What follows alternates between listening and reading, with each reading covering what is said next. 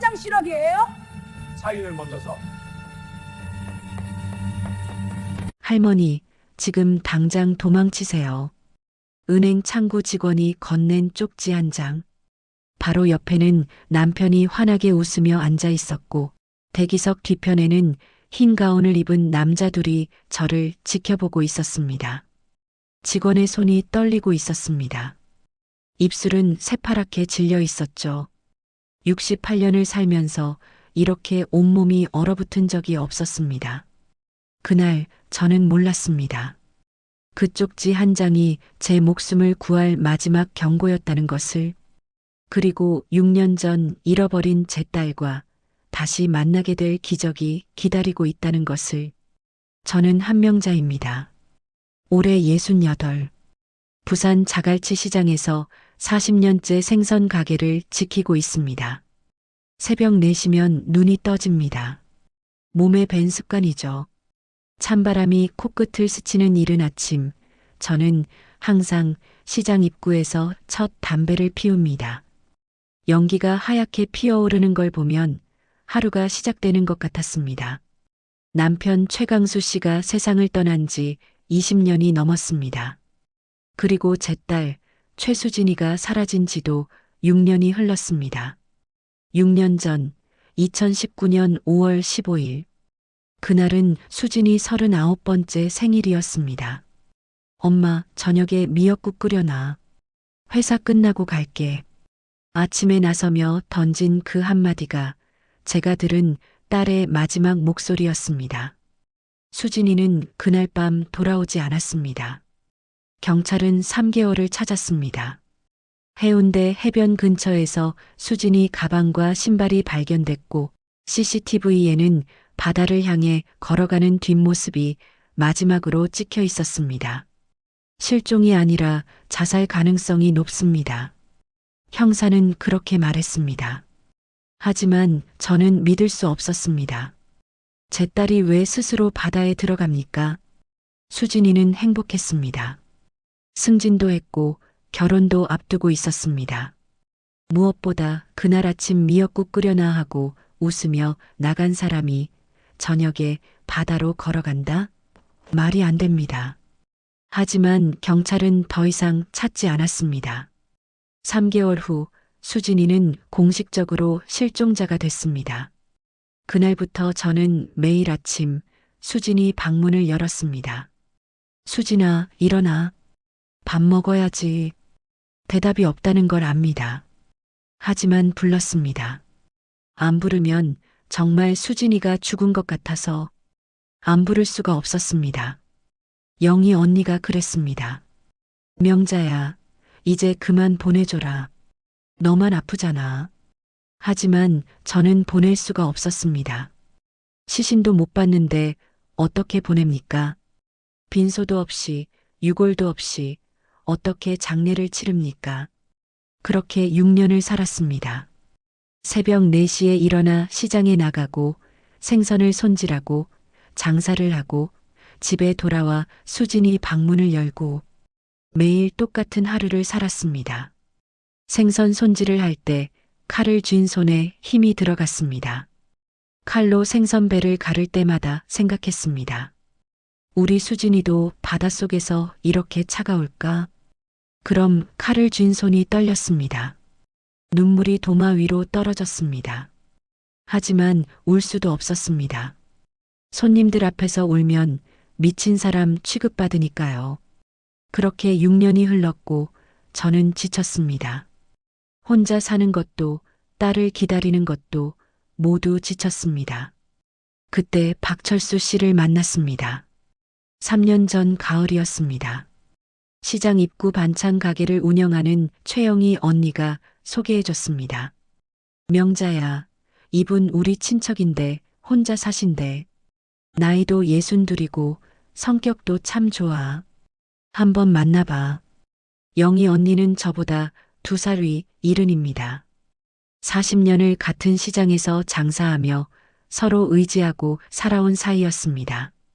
박철수 씨는 첫인상부터 좋았습니다. 키가 175cm쯤 됐고 마른 편이었습니다. 얼굴에는 주름이 깊게 패여 있었지만 눈가에 웃음기가 있었습니다. 처음 뵙겠습니다. 박철수입니다. 목소리는 낮고 차분했습니다. 우리는 시장 근처 작은 국밥집에서 식사를 했습니다. 저도 아내를 잃었습니다. 5년 전에요. 철수 씨는 조심스럽게 말했습니다. 저도 딸을 잃었습니다. 6년 전에요. 바다에서 제 입에서 말이 나왔습니다. 철수 씨는 고개를 끄덕였습니다. 아무 말도 하지 않았습니다. 위로도 질문도 하지 않았습니다. 그저 조용히 고개를 끄덕였습니다. 그 침묵이 좋았습니다. 6년 동안 모두가 위로했습니다. 힘내세요. 이제 그만 잊으세요. 시간이 약이에요. 하지만 그 말들은 위로가 아니었습니다. 상처 위에 소금을 뿌리는 것 같았습니다. 철수 씨는 달랐습니다. 아무 말도 하지 않았습니다. 그냥 고개를 끄덕이며 제 이야기를 들어줬습니다. 그게 좋았습니다. 우리는 그렇게 석 달을 만났습니다. 일주일에 2번 저녁 식사를 함께 했습니다. 철수 씨는 말이 많지 않았습니다. 하지만 배려가 깊었습니다. 명자 씨, 우리 같이 살면 어떨까요? 석 달째 되던 날 철수 씨가 조심스럽게 물었습니다. 좋습니다. 우리는 그렇게 함께 살기 시작했습니다. 3개월 후 구청에 혼인신고도 했습니다. 철수 씨는 좋은 남편이었습니다. 새벽 4시면 저와 함께 일어나 시장에 나갔습니다. 무거운 생선 상자를 날랐고 얼음을 채웠습니다. 저는 정말 행복했습니다. 6년 만에 처음으로 혼자가 아니었습니다.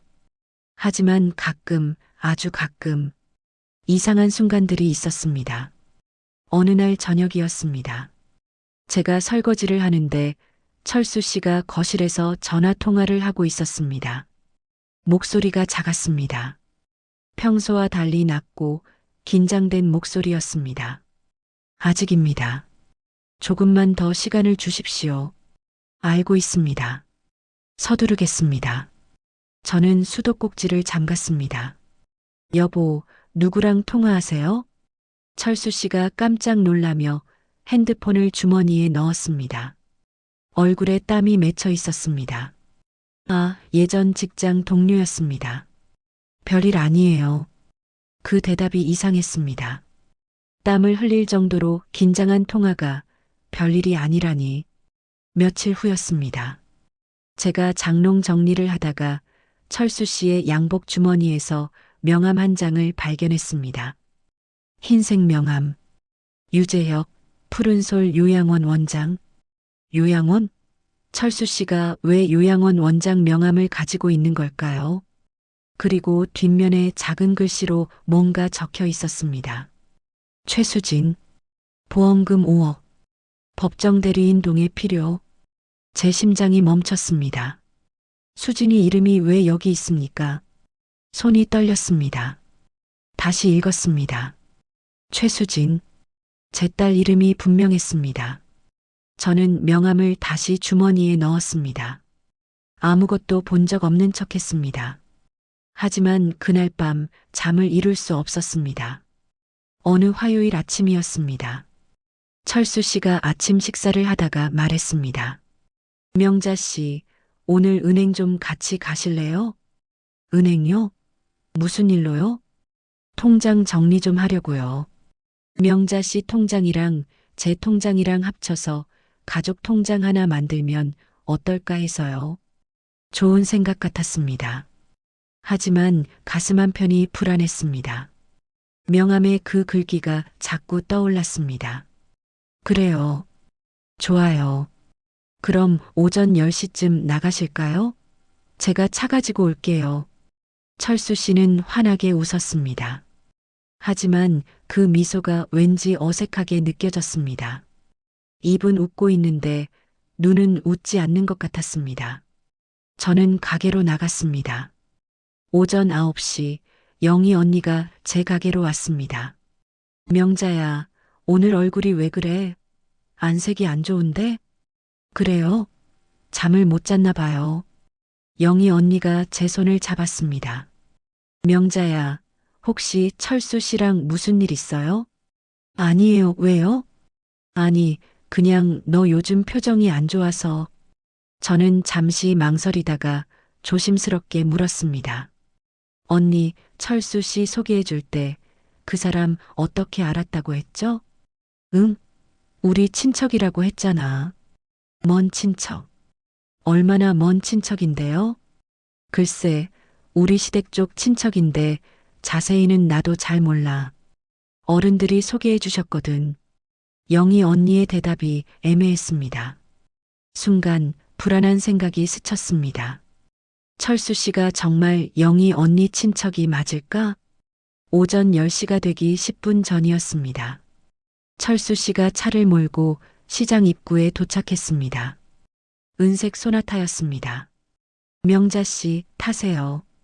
저는 차에 탔습니다.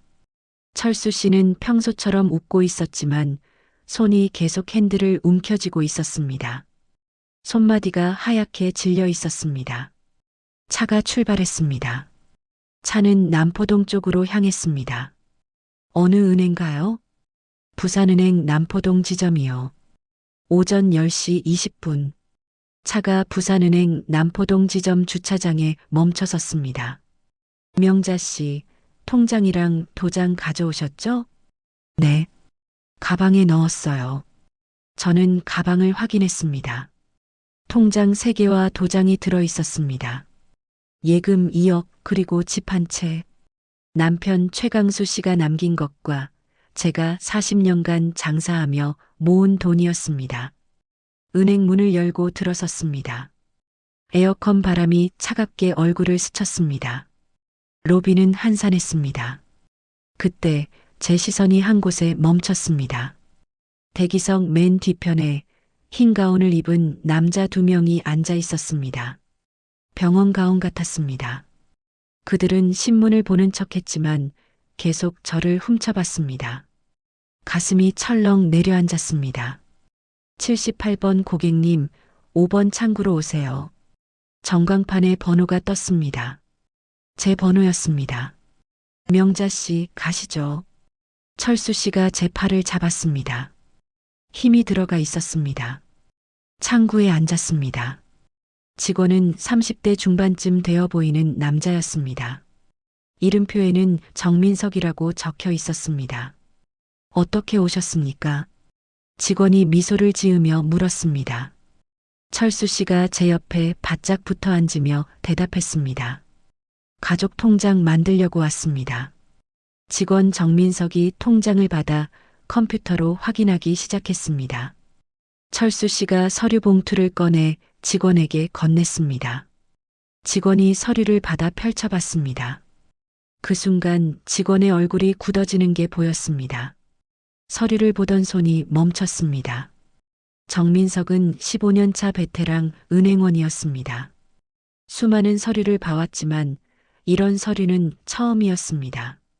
법정 대리인 동의서, 최수진 실종자, 생명유지장치 중단 및 보험금 수령 위임, 그리고 서명란에는 한명자라는 이름이 미리 인쇄되어 있었습니다. 정민석은 순간 깨달았습니다. 이 고객님은 지금 무슨 서류에 서명하는지 모르고 계신다는 것을. 얼굴을 들어 한명자 고객을 봤습니다. 60대 후반의 중년 여성은 불안한 표정으로 옆에 남자를 쳐다보고 계셨습니다. 그리고 그 남자는 중년 여성을 재촉하듯 서류를 가리키고 있었습니다. 뒤편에 흰 가운 남자들이 보였습니다. 그들은 계속 이쪽을 주시하고 있었습니다. 정민석의 심장이 빠르게 뛰기 시작했습니다. 이건 사기다. 아니, 사기보다 더 나쁜 뭔가다. 잠시만요. 확인 좀 해볼게요. 정민석이 자리에서 일어나 안쪽으로 들어갔습니다. 사무실에서 정민석은 서류를 다시 확인했습니다. 최수진, 2019년 5월 15일 실종 신고. 그리고 푸른솔 요양원 입원 중이라는 도장이 찍혀 있었습니다. 실종자가 요양원에 입원? 말이 안 됩니다. 정민석은 재빨리 인터넷 검색을 했습니다. 푸른솔 요양원. 몇 개의 기사가 떴습니다. 푸른솔 요양원, 불법 의료행위 의혹, 검찰 조사, 실종자들의 숨겨진 거처, 푸른솔 요양원 논란. 정민석의 등에 식은땀이 흘렀습니다. 이 한명자님을 구해야 한다. 2분쯤 지났을까요? 직원이 다시 나와 자리에 앉았습니다. 얼굴이 창백했습니다. 직원이 다시 서류를 보더니 작은 메모지에 뭔가를 빠르게 적기 시작했습니다. 볼펜을 쥔 손이 떨리고 있었습니다. 그리고 그 메모지를 통장 사이에 끼워 저에게 건넸습니다. 한명자님, 통장 확인해 보세요. 직원의 목소리가 약간 떨렸습니다. 저는 통장을 받았습니다. 그 사이에 끼워진 작은 메모지가 손에 만져졌습니다. 철수 씨가 제 옆에서 서류를 가리키며 말했습니다. 명자 씨, 여기 서명하시면 돼요. 하지만 저는 철수 씨의 말에 대답하지 않았습니다. 슬쩍 메모지를 펼쳐봤습니다. 그 순간 제 심장이 멎는 줄 알았습니다. 메모지에는 이렇게 적혀 있었습니다. 할머니, 지금 당장 도망치세요. 이 서류는 따님의 생명 유지 장치를 끊는 동의서입니다. 서명하시면 안 됩니다. 손이 부들부들 떨렸습니다. 직원을 바라봤습니다. 직원 정민석, 절박한 눈빛으로 저를 바라보고 있었습니다. 입술이 파르르 떨리고 있었습니다.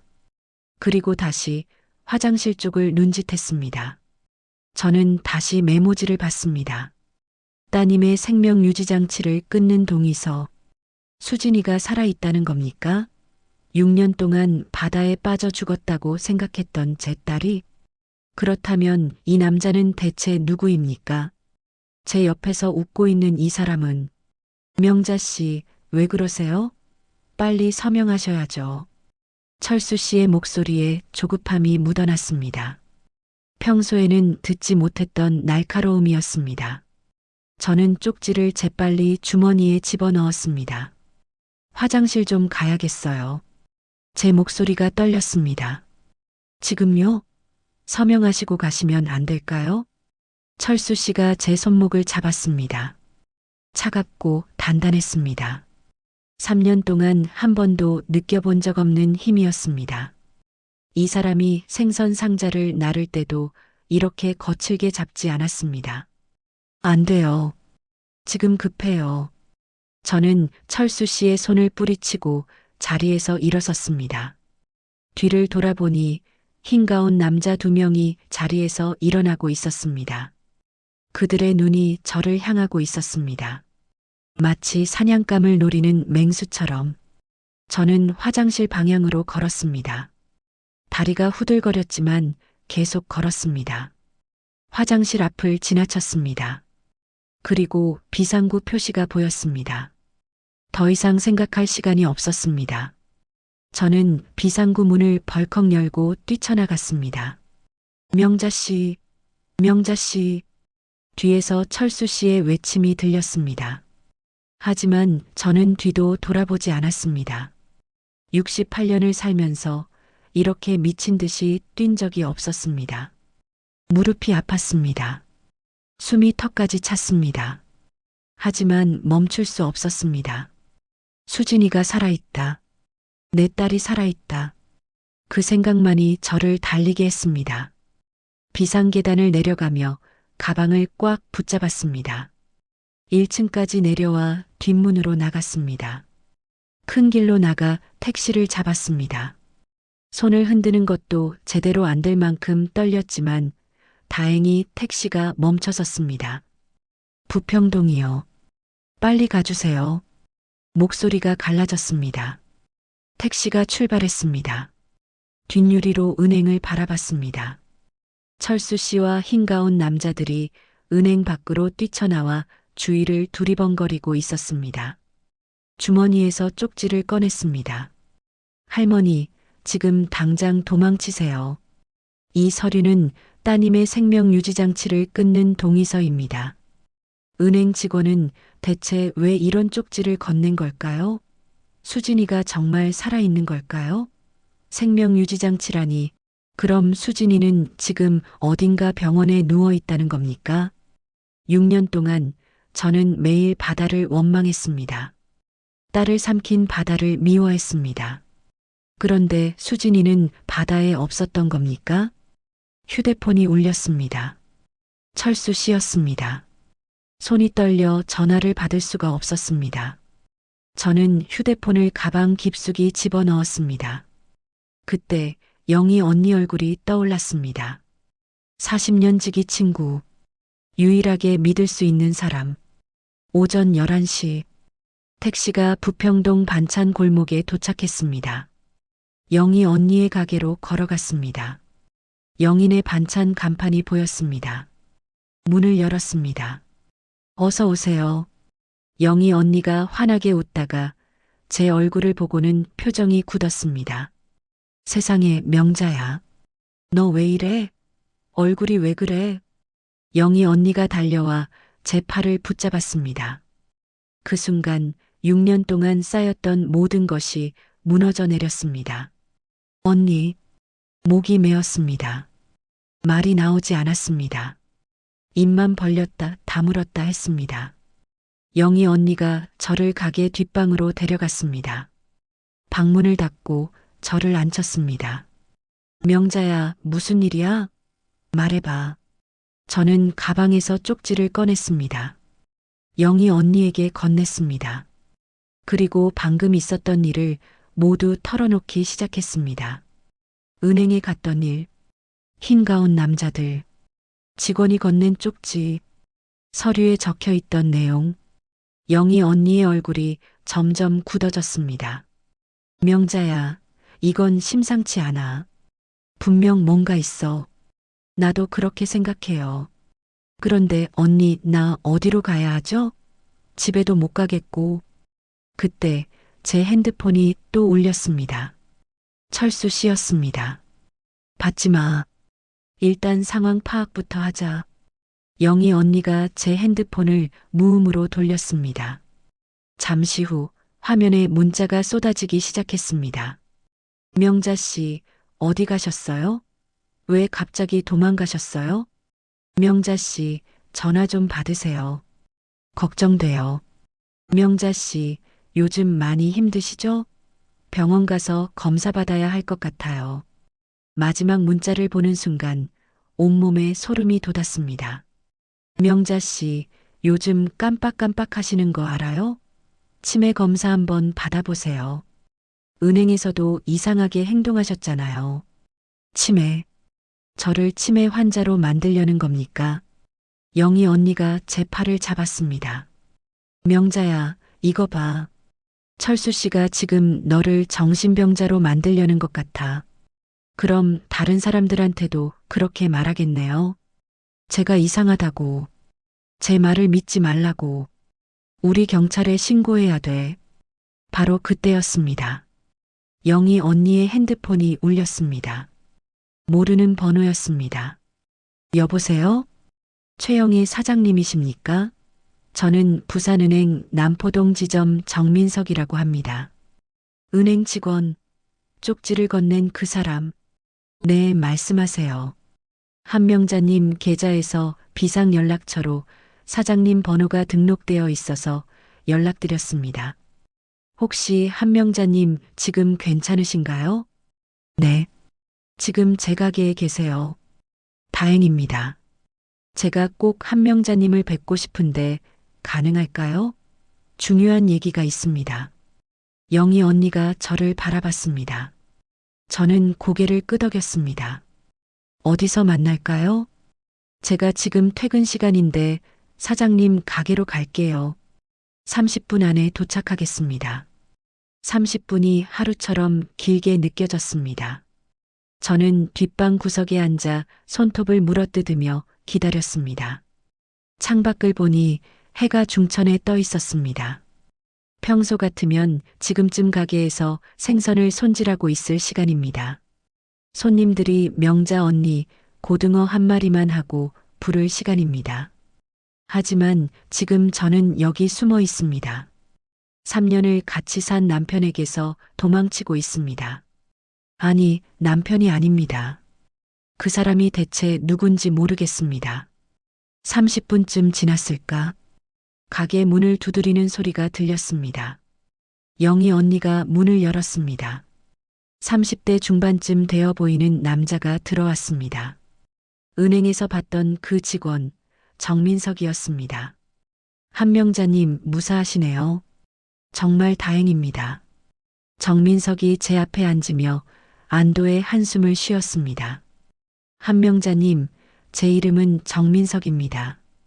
은행에서 쪽지 드린 사람이고요. 왜 그런 쪽지를 주신 거예요? 제 딸이 정말 살아있는 겁니까? 정민석이 가방에서 서류 몇 장을 꺼냈습니다. 한명자님, 제가 오늘 본 서류는 법정 대리인 동의서였습니다. 내용은 최수진 씨의 생명유지장치 중단 및 보험금 수령 위임이었고요. 그게 무슨 뜻이에요? 따님께서 현재 의식불명 상태로 어딘가에 입원해 계시다는 뜻입니다. 그리고 누군가 따님의 생명유지장치를 끊고 보험금을 가로채려 한다는 뜻이고요. 방 안의 공기가 얼어붙었습니다. 수진이가 살아있다고요? 제 목소리가 떨렸습니다. 네. 서류에는 푸른솔 요양원 입원 중이라고 적혀 있었습니다. 정민석이 스마트폰을 꺼내 화면을 보여줬습니다. 제가 급하게 검색해 봤는데 이 요양원이 문제가 많습니다. 몇 년 전부터 불법 의료행위 의혹이 있었고 실종자들이 이곳에 수용되어 있다는 제보도 있었습니다. 화면에는 낡은 3층 건물 사진이 있었습니다. 푸른솔 요양원이라는 간판이 보였습니다. 그럼 박철수는 대체 누구예요? 정민석이 다른 서류를 꺼냈습니다. 이건 제가 은행 시스템에서 확인한 건데요. 박철수라는 이름으로 가입된 계좌 내역입니다. 서류에는 여러 번의 입출금 내역이 있었습니다. 보시면 매달 푸른솔 요양원에서 200만 원씩 입금되고 있습니다. 3년 전부터요. 3년 전 제가 박철수를 만난 시기였습니다. 이 사람은 요양원에서 돈을 받고 한명자님께 접근한 겁니다. 왜요? 왜 저한테요? 정민석이 조심스럽게 말했습니다. 보험금 때문입니다. 최수진 씨 명의로 가입된 생명보험이 5억입니다. 하지만 의식불명 상태에서는 보험금을 청구할 수 없습니다. 법정 대리인의 동의가 필요하죠. 법정 대리인이 한명자님이십니다. 따님의 보호자는 한명자님이시니까요. 그래서 한명자님의 서명이 필요했던 겁니다. 머리가 어지러웠습니다. 모든 퍼즐이 맞춰지기 시작했습니다. 3년 전 갑자기 나타난 박철수, 저를 향한 친절, 결혼, 그 모든 것이 계획이었다는 겁니까? 그럼 제가 오늘 서명했으면 따님의 생명유지장치가 끊어졌을 겁니다. 그리고 사망 처리된 후 보험금 5억은 박철수와 요양원 측이 나눠 가졌겠죠. 영희 언니가 주먹으로 탁자를 쳤습니다. 이 나쁜 놈들, 사람 목숨을 뭘로 아는 거야. 저는 한동안 말을 할 수 없었습니다. 6년입니다. 6년 동안 수진이는 어딘가에 누워 있었습니다. 저는 딸이 바다에 빠져 죽었다고 생각했습니다. 매일 밤 울었습니다. 바다를 원망했습니다. 그런데 수진이는 살아 있었습니다. 그리고 누군가는 그 사실을 알면서 숨기고 있었습니다. 더 끔찍한 것은 그 누군가가 3년 동안 제 옆에서 잤다는 겁니다. 정민석 씨, 제가 입을 열었습니다. 왜 저를 도와주시는 거예요? 은행원이 이런 일까지 하실 필요는 없잖아요. 정민석이 잠시 망설이다가 대답했습니다. 저는 15년 동안 은행원으로 일했습니다. 수많은 사람들을 만났고 수많은 서류를 봤습니다. 대부분은 평범한 거래였죠. 정민석이 창밖을 바라봤습니다. 하지만 가끔, 아주 가끔 뭔가 이상한 서류를 봅니다. 법적으로는 문제없지만 양심적으로는 문제가 있는 서류들이요. 그럴 때마다 저는 못 본 척했습니다. 내 일이 아니야. 서류만 처리하면 돼. 그렇게 생각했죠. 정민석의 목소리가 떨렸습니다. 5년 전 한 할머니가 오셨습니다. 손자 이름으로 된 적금을 해지하러 오셨죠. 서류는 완벽했습니다. 인감도장도 있고 신분증도 있고 저는 처리해 드렸습니다. 일주일 후 그 할머니 가족이 은행에 찾아왔습니다. 할머니가 보이스피싱을 당했다고요.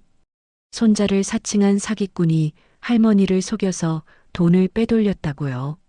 저는 알았어야 했습니다. 그날 할머니 손이 떨리고 있었거든요. 표정도 불안해 보였고요. 하지만 저는 그냥 처리했습니다. 정민석이 저를 똑바로 바라봤습니다. 그 할머니는 평생 모은 돈 3천만 원을 잃으셨습니다. 충격으로 쓰러지셔서 지금도 요양병원에 계십니다. 그때 다짐했습니다. 다시는 그냥 넘어가지 않겠다고. 뭔가 이상하면 반드시 확인하겠다고. 그래서 오늘 한명자님을 보는 순간 알았습니다. 이분은 지금 무슨 일이 일어나는지 모르고 계신다는 걸요. 옆에 남자가 재촉하는 것도 이상했고 뒤편에 흰 가운 남자들도 이상했습니다. 서류를 보는 순간 확신했습니다. 이건 사기라고. 이 한명자님을 구해야 한다고. 방 안에 잠시 침묵이 흘렀습니다. 감사합니다.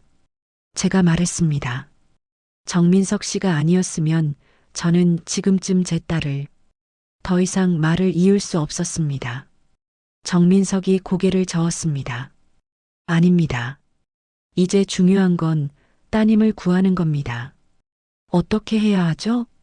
경찰에 신고해야 합니다. 제가 아는 형사가 있습니다. 믿을 수 있는 분이에요.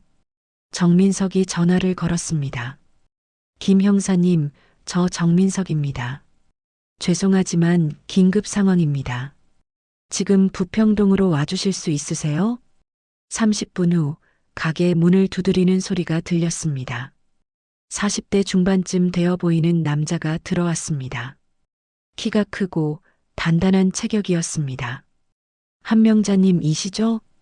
저는 부산지방경찰청 광역수사대 김현우입니다. 김현우가 경찰 신분증을 보여주었습니다. 김현우가 앉으며 노트를 펼쳤습니다. 정민석 씨한테 대략적인 얘기는 들었습니다.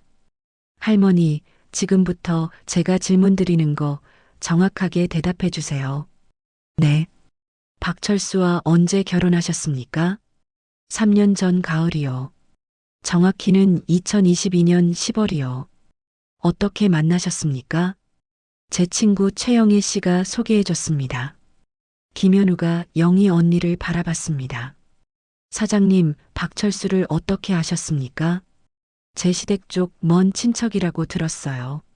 신우이가 소개해 줬는데 영희 언니의 얼굴이 창백해졌습니다. 그런데 지금 생각해 보니 이상해요. 신우이가 갑자기 전화해서 좋은 사람 있다고 했거든요. 평소에는 연락도 잘 안 하는 사람이. 김현우가 메모했습니다. 사장님, 신우이 연락처 알 수 있을까요? 네, 여기 있어요. 김현우가 즉시 전화를 걸었습니다. 잠시 통화하더니 표정이 굳어졌습니다. 신우이 분이 그러시는데 박철수를 소개해 달라는 사람이 따로 있었답니다. 요양원 관계자라고요.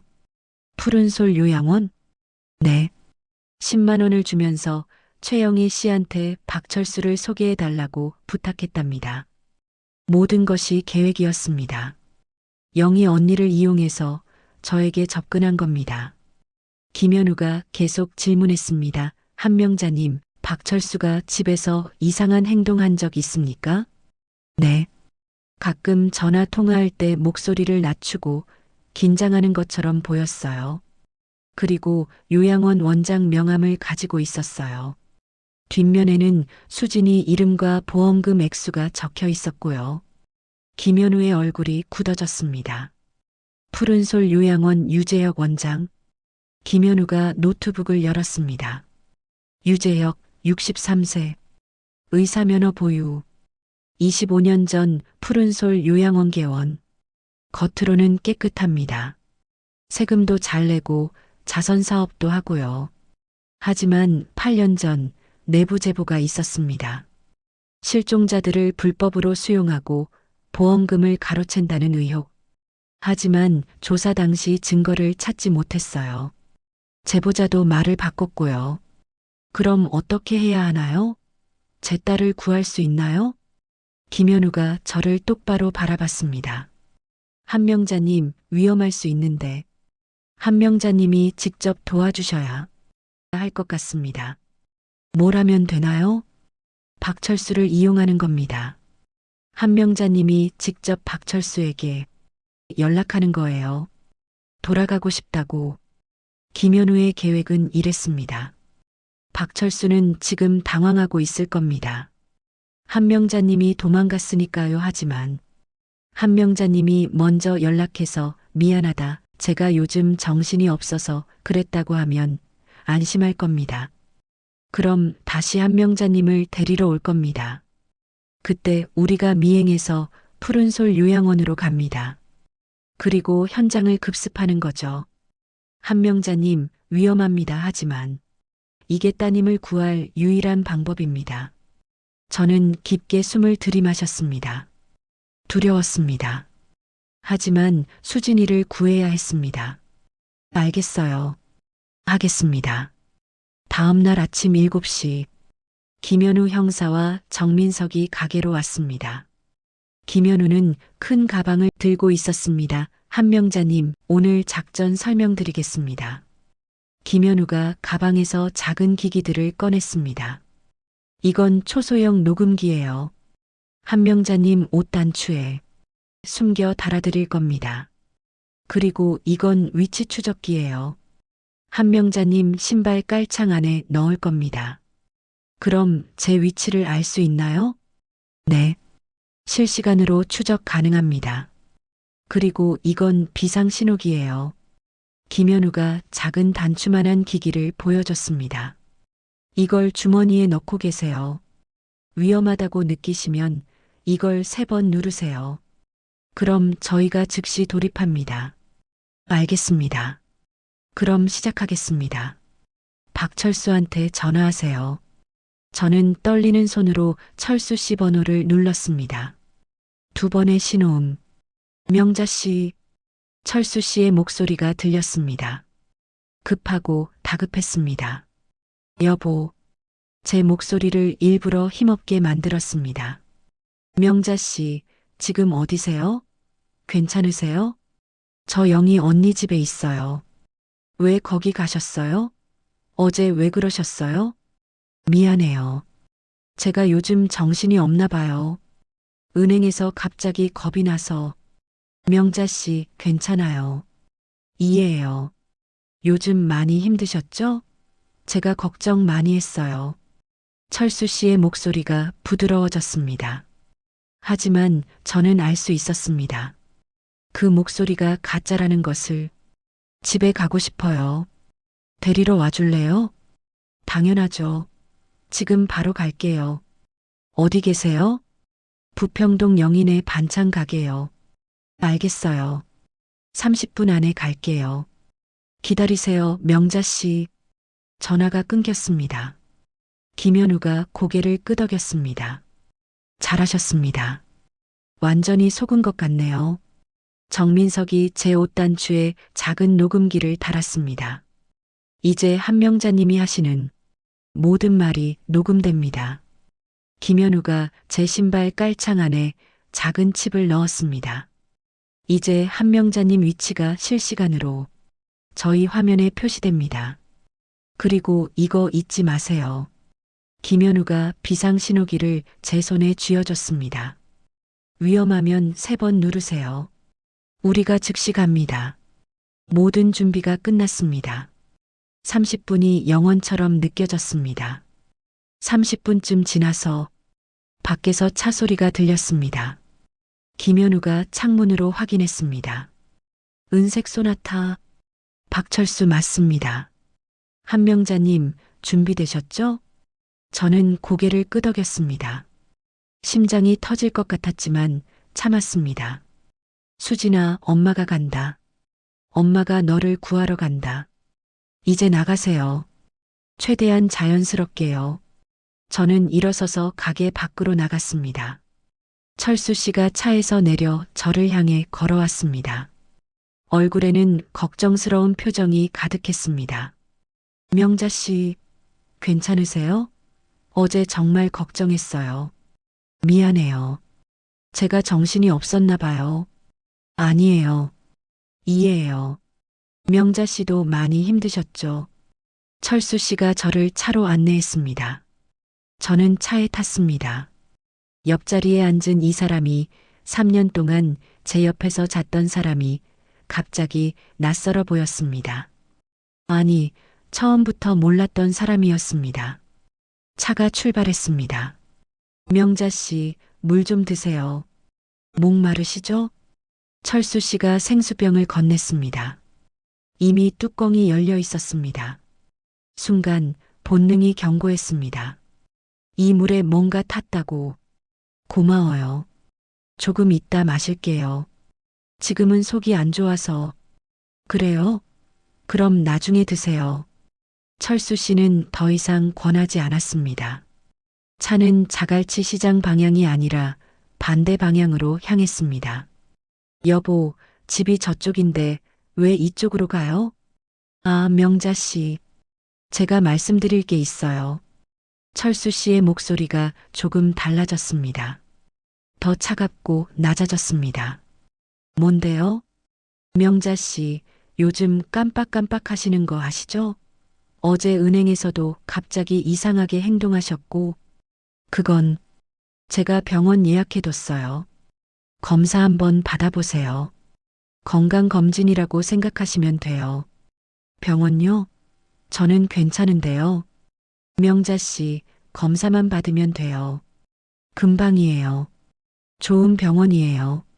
철수 씨의 목소리에 강압이 섞여 있었습니다. 저는 주머니 속 비상신호기를 만졌습니다.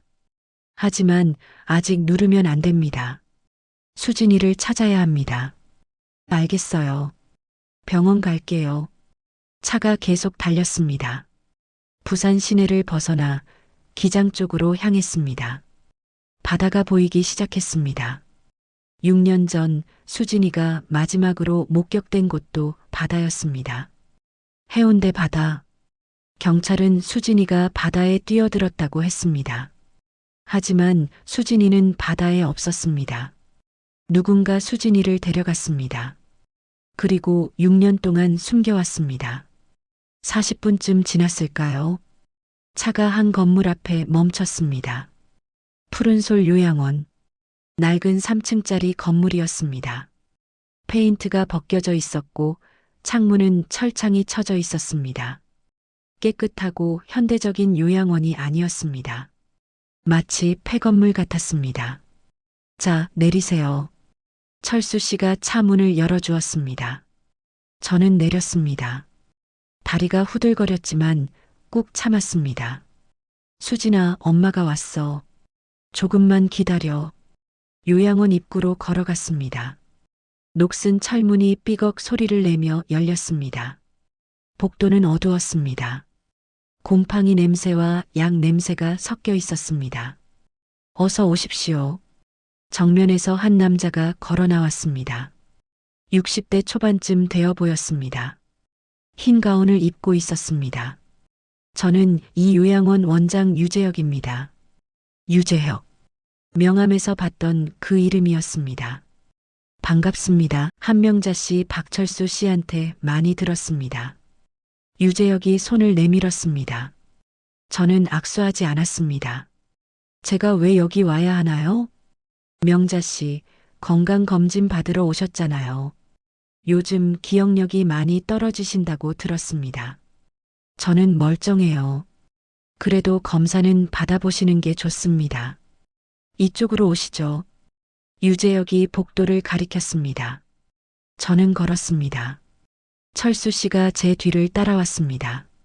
복도 양쪽에는 문들이 줄지어 있었습니다. 모두 잠겨 있었습니다. 문틈 사이로 희미한 신음소리가 들렸습니다. 누군가 신음하고 있었습니다. 아니, 여러 명이었습니다. 저 소리는 뭐예요? 아, 환자분들이십니다. 다들 편히 쉬고 계시죠? 유재혁은 태연하게 대답했습니다. 엘리베이터 앞에 도착했습니다. 유재혁이 카드를 찍었습니다. 땡. 문이 열렸습니다. 지하로 내려가겠습니다. 지하. 엘리베이터가 내려갔습니다.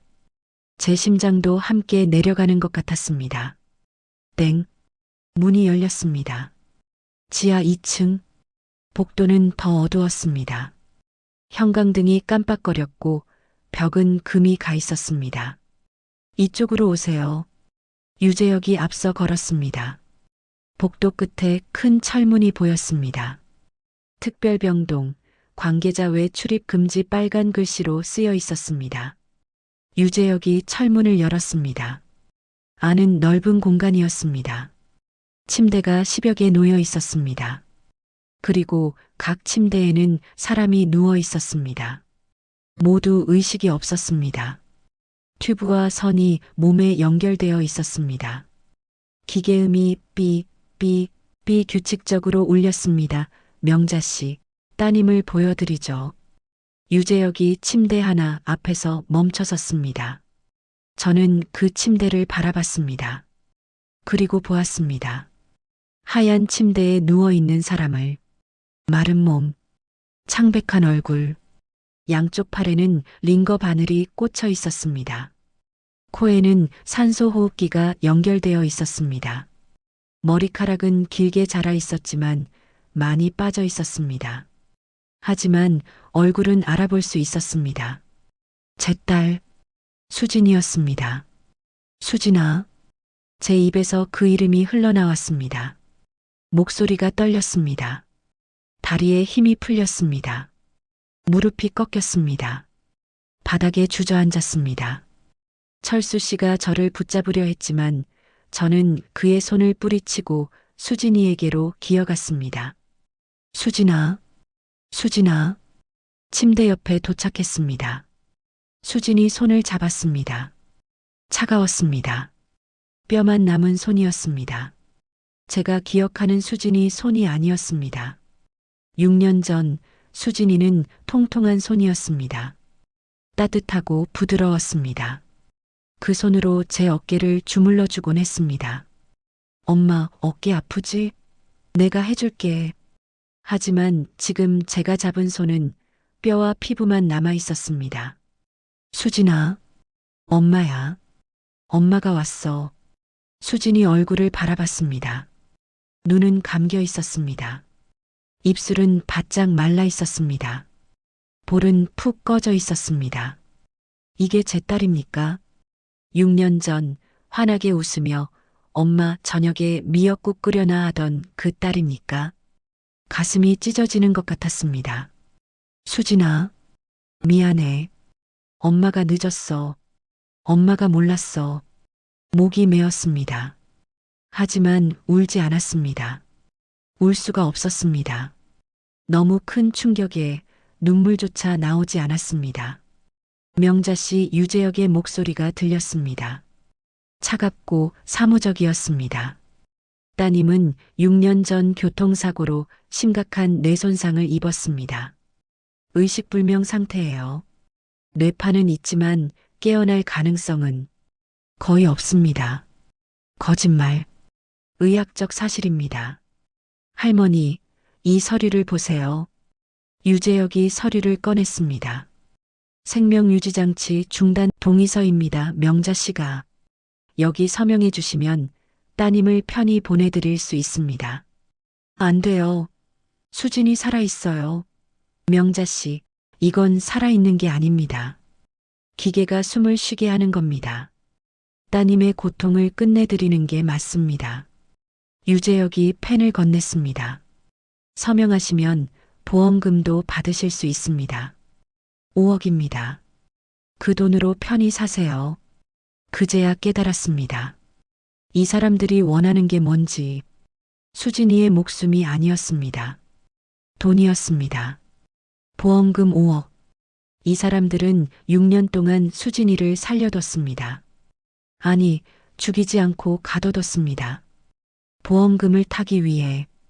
그리고 저를 이용하려 했습니다.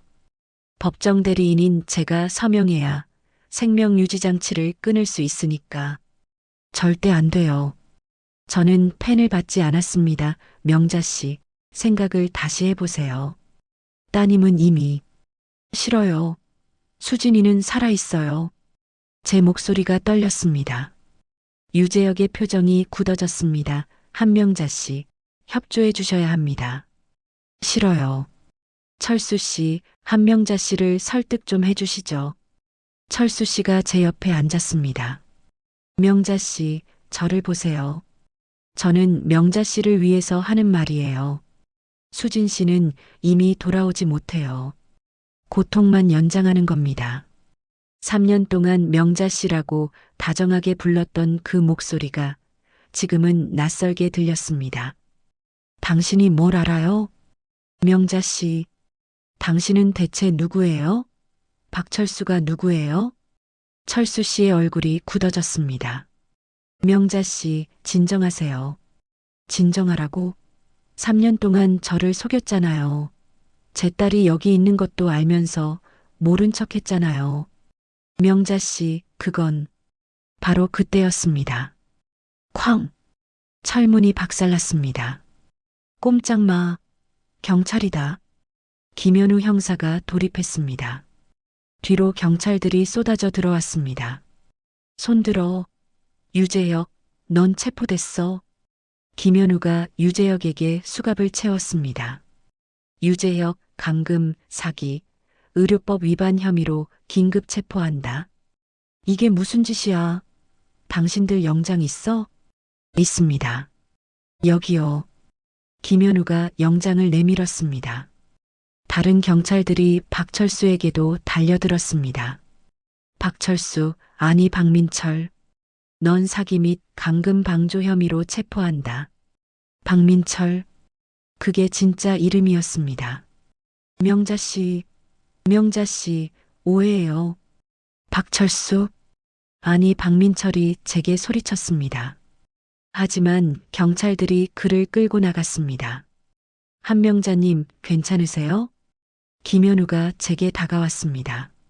네, 괜찮아요. 수진이, 우리 수진이. 확인했습니다. 따님 맞습니다. 김현우가 수진이를 바라봤습니다. 지금 구급차 오고 있습니다. 부산대학교병원으로 이송할 거예요. 정말 살릴 수 있어요? 최선을 다하겠습니다. 다른 경찰들이 지하병동을 수색하기 시작했습니다. 팀장님, 여기 환자가 더 있습니다. 전부 몇 명이죠? 14명입니다. 전부 의식불명 상태. 김현우의 표정이 굳어졌습니다. 전부 실종자 명단과 대조해 보세요. 그리고 구급차 추가 요청. 지하병동은 순식간에 아수라장이 됐습니다. 구급대원들이 들어왔고 환자들을 들것에 옮기기 시작했습니다. 최수진 씨 보호자분. 구급대원이 저를 불렀습니다. 네, 지금 이송합니다. 같이 타시겠어요? 네, 탈게요. 저는 수진이 곁을 떠나지 않았습니다. 들것이 움직이자 저도 함께 따라갔습니다. 엘리베이터를 타고 올라왔습니다. 밖은 밝았습니다. 햇빛이 눈부셨습니다. 6년 동안 수진이는 이 어두운 지하에 갇혀 있었습니다. 햇빛 한 줄 들지 않는 곳에 구급차가 대기하고 있었습니다. 수진이를 구급차에 실었습니다. 보호자분, 같이 타세요. 네, 저는 구급차에 탔습니다. 수진이 옆에 앉았습니다. 구급차가 출발했습니다. 사이렌 소리가 울렸습니다. 보호자분, 따님 상태 확인했습니다. 응급구조사가 말했습니다. 의식불명 상태지만 생명 징후는 안정적입니다. 혈압, 맥박 모두 정상 범위고요. 뇌파도 있습니다. 그럼 깨어날 수 있어요? 지금 단계에서는 확답할 수 없습니다. 병원에서 정밀 검사해 봐야 해요. 저는 수진이 손을 꽉 잡았습니다. 수진아, 이제 괜찮아. 엄마가 너를 찾았어.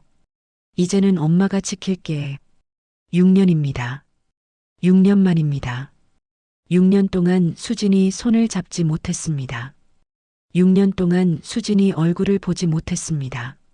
하지만 이제 손을 잡고 있습니다. 차갑지만 손을 잡고 있습니다. 40분 후 부산대학교병원에 도착했습니다. 수진이는 곧바로 응급실로 옮겨졌습니다. 의사들이 달려왔습니다. 보호자분은 밖에서 대기해 주세요. 네. 저는 응급실 밖 대기실로 나왔습니다. 그리고 그제야 무릎이 풀렸습니다. 의자에 주저앉았습니다. 손이 떨렸습니다. 온몸이 떨렸습니다. 수진이를 찾았다. 내 딸을 찾았다. 잠시 후 영희 언니와 정민석이 병원으로 달려왔습니다. 명자야. 영희 언니가 저를 안아주었습니다. 괜찮아? 다친 데 없어? 응, 괜찮아요. 수진이 찾았어요. 알아. 뉴스 봤어. 유재혁 체포됐다며? 네. 정민석이 제 앞에 앉았습니다. 한명자님, 정말 수고 많으셨습니다. 용기 내주셔서 감사합니다. 아니에요. 정민석 씨가 도와주지 않았으면 더 이상 말을 이을 수 없었습니다. 우리는 함께 기다렸습니다. 1시간이 지났습니다. 2시간이 지났습니다. 오후 4시 의사가 나왔습니다. 최수진 씨 보호자분? 네, 저요. 저는 벌떡 일어났습니다. 환자 상태 설명드리겠습니다. 의사가 차트를 펼쳤습니다. 환자는 6년 전 교통사고로 중증 뇌손상을 입었습니다. 현재 의식불명 상태이고 뇌파 검사 결과 뇌활동은 있습니다. 완전한 뇌사는 아닙니다. 그럼 깨어날 수 있나요? 의사가 잠시 망설였습니다. 보호자분, 솔직히 말씀드리겠습니다. 가능성은 낮습니다. 6년이라는 시간은 의학적으로 매우 긴 시간입니다. 가슴이 철렁 내려앉았습니다. 하지만 완전히 불가능한 건 아닙니다. 환자분의 뇌파가 생각보다 활발합니다. 외부 자극에 반응할 가능성도 있고요. 그럼 어떻게 해야 하나요? 꾸준한 재활 치료가 필요합니다. 물리치료, 그리고 무엇보다 중요한 건 의사가 저를 바라봤습니다. 가족의 목소리입니다. 계속 말을 걸어주세요. 손을 잡아주시고 노래를 불러주시고 뇌는 듣고 있을 수 있습니다. 알겠습니다. 매일 올게요. 중환자실에 입원시킬 겁니다. 면회는 하루 2번, 오전 10시와 오후 6시 각 10분씩 가능합니다. 그날 저녁 저는 첫 면회 시간에 수진이를 만났습니다. 중환자실 유리창 너머로 수진이가 보였습니다. 깨끗한 침대에 누워 있었습니다.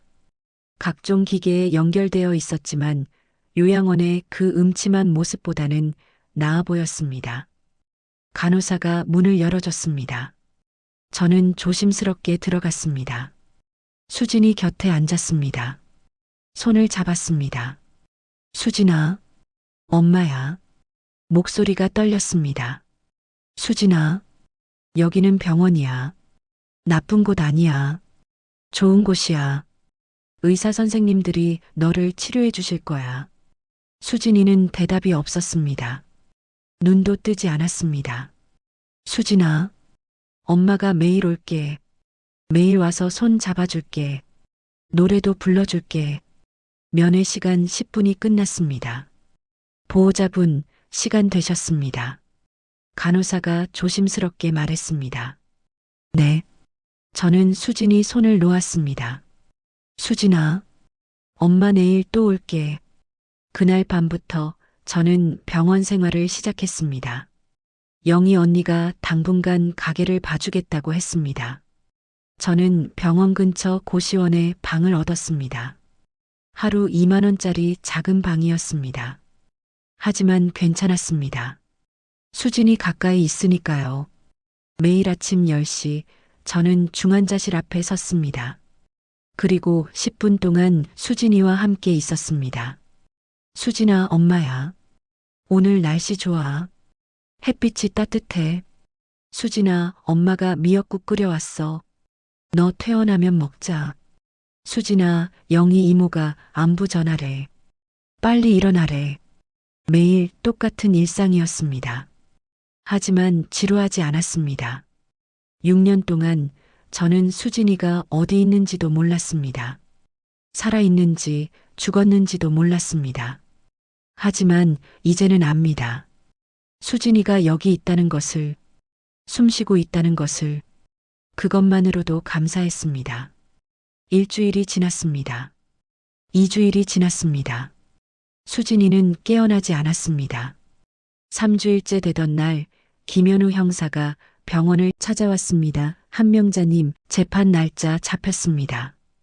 유재혁과 박민철 공판이요. 한 달 후입니다. 네, 한명자님께서 증인으로 출석하셔야 합니다. 알겠어요. 한 달이 지났습니다. 재판날이 왔습니다. 저는 법정에 섰습니다. 법정은 사람들로 가득했습니다. 기자들도 많이 와 있었습니다. 이 사건이 언론에 크게 보도됐기 때문입니다. 푸른솔 요양원 불법 감금 사건, 실종자 14명 발견, 보험금 사기 조직 적발. 피고인석에는 유재혁과 박민철이 앉아 있었습니다. 유재혁은 고개를 숙이고 있었습니다. 박민철은 저를 쳐다봤습니다. 미안하다는 표정이었습니다. 하지만 저는 그를 쳐다보지 않았습니다. 증인, 선서하십시오. 저는 양심에 따라 숨김과 보탬이 없이 사실 그대로 말하고 위증하면 벌을 받기로 맹세하겠습니다. 선서를 했습니다. 검사가 질문했습니다. 증인, 피고인 박민철과 어떤 관계입니까? 3년 전에 결혼했습니다. 하지만 그 사람의 진짜 정체는 몰랐습니다. 피고인 유재혁을 언제 처음 만났습니까? 한 달 전입니다. 푸른솔 요양원에서요. 저는 그날의 일을 진술했습니다. 은행에서의 일 쪽지, 요양원, 수진이를 발견한 순간 모든 것을 방청석에서 탄성이 터졌습니다. 증인, 마지막으로 하실 말씀 있으십니까? 저는 유재혁을 바라봤습니다. 유재혁 씨, 유재혁이 고개를 들었습니다. 당신은 의사입니다. 사람을 살리는 게 당신 일 아닙니까? 유재혁은 대답하지 않았습니다. 그런데 당신은 제 딸을, 그리고 다른 13명을 지하에 가뒀습니다. 6년 동안, 어떤 사람은 10년 넘게. 돈 때문이었죠? 보험금 때문이었죠? 유재혁은 여전히 대답하지 않았습니다. 당신 때문에 저는 6년 동안 딸을 잃고 살았습니다. 매일 밤 울었습니다. 바다를 원망했습니다. 저뿐만이 아닙니다. 여기 방청석에 계신 다른 가족들도 마찬가지입니다. 방청석을 둘러봤습니다. 14명의 환자 가족들이 앉아 있었습니다. 모두 눈물을 흘리고 있었습니다. 당신을 용서할 수 없습니다. 하지만 법이 판단할 겁니다. 저는 증인석에서 내려왔습니다. 재판장이 최후 진술을 요구했습니다. 유재혁이 일어섰습니다. 죄송합니다. 짧은 한마디였습니다. 박민철도 일어섰습니다. 명자 씨, 박민철이 저를 바라봤습니다. 정말 죄송합니다. 변명하지 않겠습니다. 제가 한 짓은 용서받을 수 없는 일입니다. 박민철의 목소리가 떨렸습니다. 재판장이 망치를 두드렸습니다. 피고인 유재혁, 감금, 사기, 의료법 위반 등의 혐의로 징역 20년을 선고한다. 피고인 박민철, 사기 방조 및 감금 방조 혐의로 징역 7년을 선고한다. 쾅! 방청석에서 박수가 터졌습니다. 저는 조용히 법정을 나왔습니다. 끝났습니다. 이제 진짜 끝났습니다. 이제 수진이에게 집중할 수 있습니다. 재판 후 저는 다시 일상으로 돌아왔습니다. 매일 아침 10시, 오후 6시, 중환자실 면회. 한 달이 지났습니다. 2달이 지났습니다. 수진이는 여전히 눈을 뜨지 않았습니다. 의사는 말했습니다. 조금씩 좋아지고 있습니다. 뇌파가 활발해지고 있어요. 하지만 눈에 보이는 변화는 없었습니다. 석 달째 되던 날 의사가 제안했습니다. 보호자분, 환자를 일반 병실로 옮기는 게 어떨까요? 일반 병실이요? 네. 중환자실보다 환경이 좋습니다. 창문도 있고 햇빛도 들어오고 면회 시간 제한도 없고요. 그럼 제가 하루 종일 있을 수 있나요? 네. 가능합니다.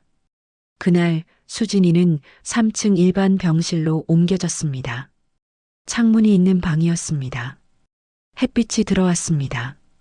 커튼은 하얀색이었습니다. 저는 수진이 곁에 의자를 놓고 앉았습니다. 수진아, 여기 좋지? 햇빛도 들어오고. 매일 저는 수진이에게 말을 걸었습니다. 수진아, 오늘 시장에서 고등어가 싱싱하게 들어왔대. 내가 좋아하던 거. 수진아, 영희 이모가 반찬 보냈어. 콩자반이랑 멸치볶음. 내가 좋아하던 거지? 수진아, 오늘 날씨가 정말 좋아. 하늘이 파래. 구름도 예뻐. 그리고 노래도 불러줬습니다.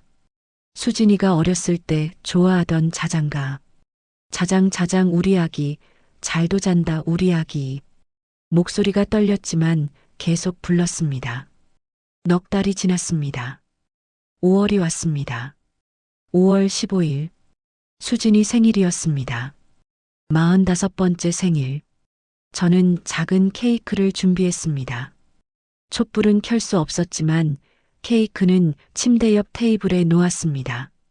수진아, 오늘 내 생일이야. 목이 메었습니다. 45번째 생일. 엄마가 미역국 끓여왔어. 보온병에서 미역국을 꺼냈습니다. 수진아, 넌 어렸을 때부터 생일이면 미역국 먹었잖아. 맛없다고 투정 부리면서도 먹었지. 웃음이 나왔습니다. 슬픈 웃음이었습니다. 수진아, 깨어나. 엄마랑 같이 먹자. 응? 손을 잡았습니다. 여전히 차가웠습니다. 수진아, 엄마가 얼마나 보고 싶은지 아니? 그때였습니다. B-, B-, 모니터 소리가 변했습니다. 심박수가 올라갔습니다. 수진아? 저는 수진이 얼굴을 바라봤습니다. 그리고 보았습니다. 수진이 손가락이 움직이는 것을 아주 작게, 하지만 분명히. 수진아? 저는 수진이 손을 더 세게 잡았습니다. 수진이 눈꺼풀이 떨렸습니다. 의사 선생님, 간호사님, 저는 소리쳤습니다. 의사와 간호사들이 달려 들어왔습니다. 환자 상태 확인. 뇌파 급증하고 있습니다. 혈압 상승. 손가락 움직임 확인. 의사들이 수진이를 확인했습니다. 그리고 그 순간 수진이 눈이 천천히 떠지기 시작했습니다. 6년 만입니다. 6년 만에 처음으로. 수진아. 제 목소리가 떨렸습니다. 수진이 눈이 완전히 떠졌습니다. 초점이 흐릿했습니다. 천천히 이리저리 움직였습니다. 그리고 저를 바라봤습니다. 눈이 마주쳤습니다. 엄마. 희미한 목소리였습니다. 아주 작고 갈라진 목소리였습니다. 하지만 분명히 들렸습니다. 수진아. 저는 수진이를 껴안았습니다. 엄마야. 엄마가 여기 있어. 수진아. 6년 동안 참았던 모든 것이 터져 나왔습니다. 눈물이 주르륵 흘러내렸습니다. 멈출 수 없었습니다. 엄마, 여기가 어디예요? 수진이 목소리가 다시 들렸습니다. 병원이야. 너 아팠어. 오래, 오래요? 응, 6년. 6년? 수진이 눈에 혼란이 가득했습니다. 엄마, 저, 무슨 일이, 괜찮아. 다 괜찮아. 이제 깨어났으니까. 다 괜찮아. 의사가 조심스럽게 말했습니다. 보호자분, 환자가 혼란스러워할 수 있습니다. 천천히 설명해 주세요. 저는 수진이 손을 꽉 잡았습니다. 수진아, 천천히 기억하면 돼. 급할 거 없어. 엄마가 옆에 있어. 수진이 고개를 끄덕였습니다. 아주 작게. 그리고 다시 제 손을 꽉 잡았습니다. 이번에는 따뜻했습니다. 수진이는 그날부터 재활 치료를 시작했습니다. 6년 동안 움직이지 않았던 몸이었습니다. 근육이 굳어 있었고 걷기는 어려웠습니다. 하지만 수진이는 포기하지 않았습니다. 엄마, 저 걷고 싶어요. 그래, 천천히 하자. 물리치료사의 도움을 받아 수진이는 조금씩 움직이기 시작했습니다. 한 달 후 수진이는 침대에 앉을 수 있었습니다. 2달 후 휠체어에 앉을 수 있었습니다.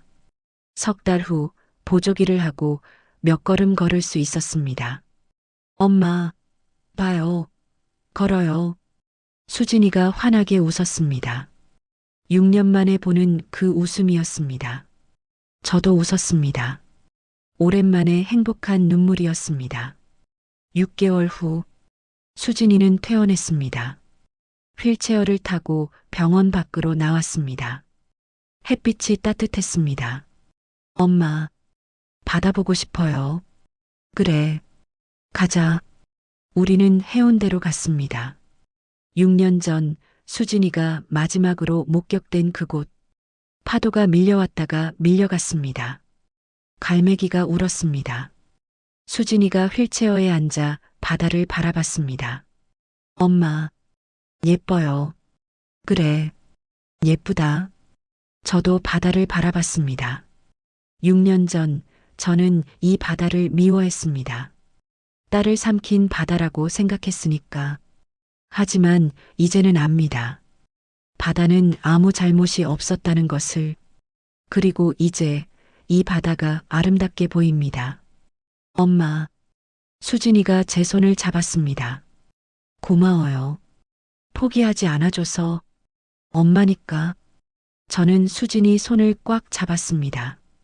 엄마는 절대 포기 안 해. 절대. 우리는 손을 잡고 바다를 바라봤습니다. 파도 소리가 들렸습니다. 영원히 반복되는 그 소리. 밀려왔다가 물러가는 파도처럼 인생도 그렇습니다. 고통이 오고 기쁨이 옵니다. 슬픔이 오고 행복이 옵니다. 하지만 끝까지 희망을 놓지 않으면 기적은 찾아옵니다. 저는 그 기적을 경험했습니다. 그리고 이제 압니다. 포기하지 않는 것, 그것이 사랑이라는 것을. 1년 후, 저는 다시 자갈치 시장으로 돌아왔습니다. 40년을 지켜온 제 가게에 새벽 4시 눈이 떠집니다. 시장 입구에서 첫 담배를 피웁니다. 하지만 이제는 다릅니다. 주말이면 수진이가 시장에 옵니다. 휠체어를 타고. 엄마, 수진아 왔니? 네. 오늘 뭐 도와드릴까요? 아니야, 괜찮아. 너는 쉬어. 하지만 수진이는 제 옆에 앉아 생선을 포장합니다. 우리는 함께 일합니다. 함께 웃습니다. 함께 살아갑니다. 이것이 행복입니다. 거창한 게 아닙니다. 그냥 함께 있는 것. 그것이 행복입니다. 저녁이 되면 집으로 돌아갑니다. 수진이가 좋아하는 미역국을 끓입니다. 엄마, 맛있어요. 많이 먹어. 텔레비전을 봅니다. 시시콜콜한 이야기를 나눕니다. 평범한 일상입니다. 하지만 이 평범함이 얼마나 소중한지 압니다. 6년 동안 잃어버렸던 일상이니까요. 밤이 되면 수진이 방 앞에 섭니다. 수진아, 잘 자. 네, 엄마. 잘 자요. 내일 아침에 봐. 네. 6년 동안 이 말을 하지 못했습니다. 내일 아침에 봐. 내일이 있다는 것.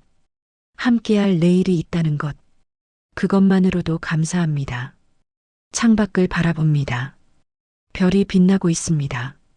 부산 바다 위로 달빛이 반짝입니다. 68년을 살았습니다. 남편도 잃었고 딸도 잃었습니다. 아니, 잃었다고 생각했습니다. 하지만 딸을 되찾았습니다. 6년 만에. 그 6년은 지옥 같았습니다. 하지만 포기하지 않았습니다. 그리고 기적을 만났습니다. 저는 조용히 기도합니다. 감사합니다. 수진이를 돌려주셔서, 이 행복을 주셔서, 이제 저는 압니다. 인생에서 가장 중요한 것은 돈도 명예도 아니라는 것을, 가장 중요한 것은 사랑입니다. 가족입니다. 함께 있다는 것입니다. 그리고 포기하지 않는 것입니다. 끝까지 희망을 놓지 않는 것입니다. 저는 그것을 배웠습니다. 68년을 살면서, 그리고 이제 남은 인생을 이렇게 살 것입니다. 수진이와 함께 매일 아침 눈을 뜨고 오늘도 함께 할 수 있어서 감사합니다 하고 그렇게 살 것입니다. 파도 소리가 들립니다. 창밖으로 영원히 반복되는 그 소리, 밀려왔다가 물러가는 그 소리. 인생도 그렇습니다. 고통이 왔다가 가고 기쁨이 왔다가 갑니다. 하지만 결국 사랑만이 남습니다. 그리고 저는 사랑을 선택했습니다. 포기하지 않는 사랑을. 68년을 살면서 가장 힘든 시간이었지만 동시에 가장 용감했던 시간이었습니다.